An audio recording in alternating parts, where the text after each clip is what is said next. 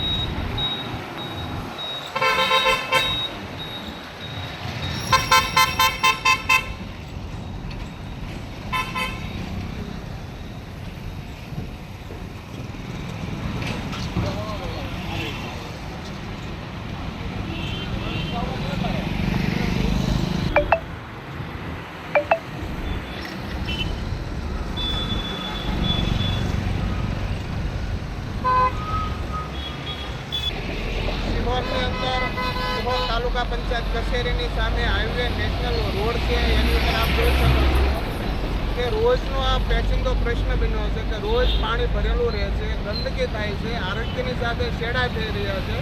પ્રશાસન તંત્રને ખબર નથી પડતી કે સિહોર તાલુકા પંચાયત કચેરીની સામે જે રોજના હજારો માણસો ત્યાં આવે છે ત્યાં ખરાબ પરિસ્થિતિનો સામનો કરી રહ્યા છે। તો વહેલી તકે આનું નિરાકરણ લાવે અને સાફ સફાઈ કરે, આ પાણીનો નિકાલ કરે। સાહેબ, આ બાંધકામની અંદર ગેરકાયદે બાંધકામની અહીંયા નાળું હતું બોરાઈ ગયું છે, તો આ બાબત તંત્રને શું કહેશો આપ?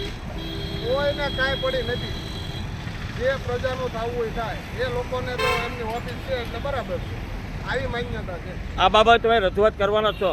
હા, ચોક્કસ।